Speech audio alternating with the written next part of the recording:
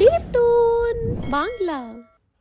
বিষ্ণুপুরাণ গ্রামে রাজু তার স্ত্রী সরিতা আর মেয়ে নীলুর সাথে থাকত।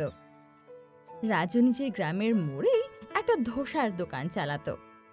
ও খুবই টেস্টি ডোসা বানাতো আর রোজ প্রায় ভালোই বিক্রি হতো। বিশেষ করে কাজে যাওয়া লোকদের ওর ডোসা খুব ভালো লাগতো। একদিন এক গ্রাহক আসে আর বলে, আরে রাজুদা, একটা ধোসা বানাও। তোমার দোকানের সামনে আসলেই আমার খিদে পেয়ে যায়। হ্যাঁ হ্যাঁ দাদা, এখনই বানাচ্ছি। গ্রাহক সেই ডোসা খেয়ে খুব প্রশংসা করে আর এইভাবে ওর ঠিকঠাক রোজগারও হয়ে যাচ্ছিল। আর রোজকার মতনই বেঁচে থাকা ডোসা নিয়ে রাজু নিজের ঘরে ফিরছিল আর নিজের মেয়ের হাতে ডোসা দিয়ে বলে, এই নে নীলু, আজও একটা ধোসা বেঁচে গেছিল, তাই তোর জন্য নিয়ে আসলাম। কি গো, ওর খাবার খাওয়ার সময় ওকে তুমি ডোসা এনে দিচ্ছ? হ্যাঁ হ্যাঁ, ধোসার সাথে সাথে আমরা খাবারও খেয়ে নেব। হ্যাঁ বাবা, চলো। একদিনের কথা, রাজেশ নামের একটা লোক ওর দোকানে আসে আর ওর হাতের তৈরি ডোসা খেত। আরে ভাই, আমার জন্যও একটা ধোসা বানিয়ে দাও। হ্যাঁ দাদা, এখনই বানিয়ে দিচ্ছি। পুরো গ্রামে একটাই তোমার ধোসার দোকান, তাই ভালোই চলে যায় হয়তো। হ্যাঁ দাদা, ভগবানের কৃপা। আমি শহরে পিৎজার দোকান চালাই, তো ভাবছি এই গ্রামেও একটা পিৎজার দোকান লাগিয়ে দেখি, যদি এখানে শহরের থেকেও বেশি ইনকাম হয়ে যায়। হ্যাঁ হ্যাঁ দাদা, নিশ্চয়ই। তারপর রাজেশ সেখান থেকে চলে যায়। কিছুদিন পরে রাজেশ রাজুর দোকানের সামনে একটা পিৎজার ঠেলা খুলে বসে আর গ্রাহকদের ডাকার জন্য আওয়াজ দিতে লাগে, আরে গ্রামবাসীরা, আসুন আসুন, পিৎজা খান।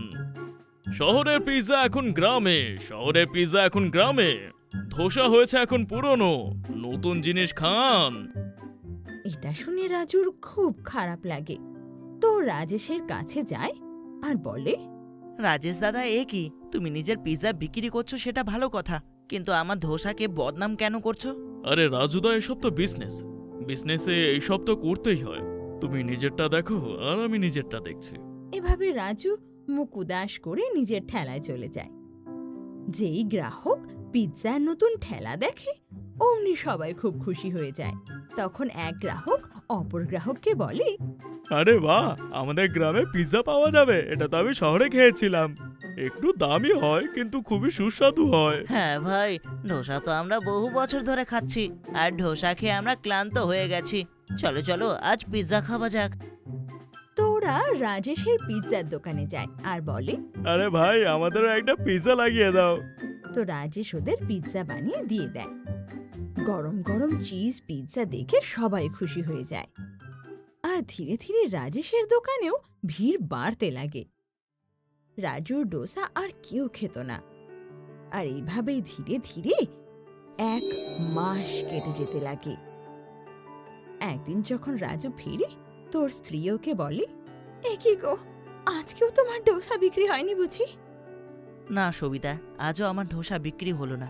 ভেবেছিলাম আজ কিছু ধোসা বিক্রি হয়ে যাবে, তাহলে খাবারের কিছু জিনিসপত্র আনতাম, কিন্তু না, আজও আমাদের জল খেয়ে কাটাতে হবে। পরের দিন রাজু আবার নিজের ডোসার দোকান লাগায়, কিন্তু বেশ কয়েকদিন ধরে খাবার না খাওয়ার জন্য রাজু এবার খুব দুর্বল হয়ে পড়ে। তাই মাথা ঘুরিয়ে ও পড়ে যায়। রাজুকে যখন ডাক্তার দেখানো হয়, তো ডাক্তার বলে, দেখুন, দুর্বলতার জন্য এনার বিপি লো হয়েছে, ওনার কিছুদিনের জন্য বিশ্রামের দরকার। সবিতা বলে, দেখো গো, ডাক্তার যা বলেছে সেই হিসাবে ঘরে কদিন আরাম করো, তোমার কোথাও যাওয়ার দরকার নেই আর।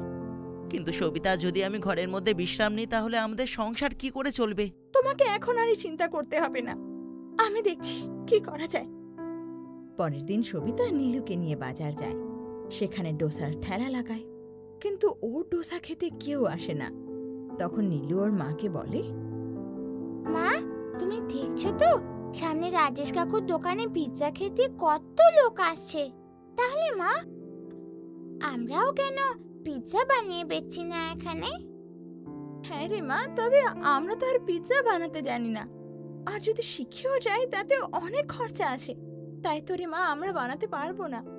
মা, আমার স্কুলে অর্চনা নামের একটা বান্ধবী আছে, ওর মা তো ওকে রোজ পিৎজা বানিয়ে খাওয়ায়। স্কুলে আনার জন্য? আমি তো দেখেছি পিৎজায় কিছু পনির আর সবজি দিয়েই তৈরি হয়ে যায়।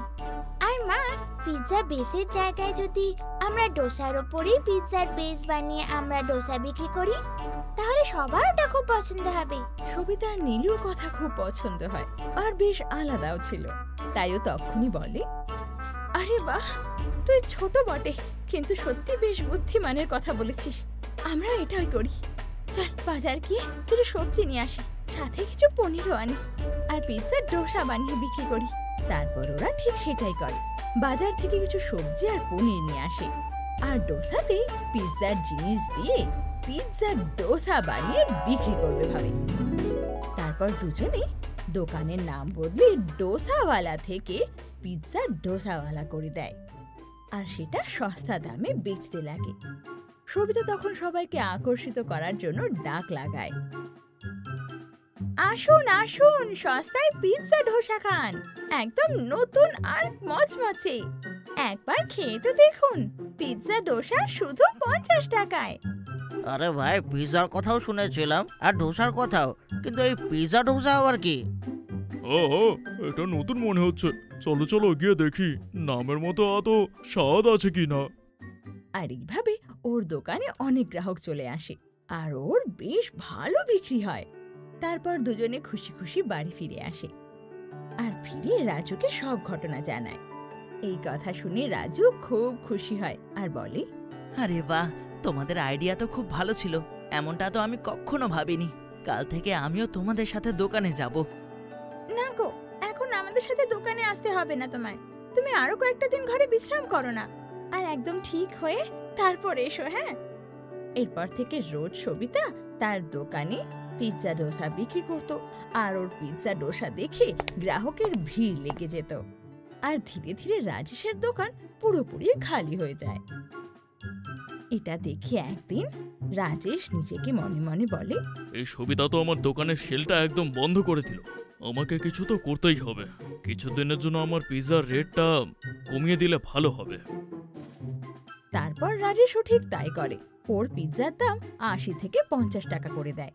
তো গ্রাহক আবার রাজেশের দোকানে ফিরে আসে। এটা দেখে রাজেশ মনে মনে বলে, ভালো হলো যে আমার পিৎজার রেটটা একটু কমিয়ে দিয়েছে। কিছুদিনের মধ্যে তারা পালিয়ে যাবে নিশ্চয়ই।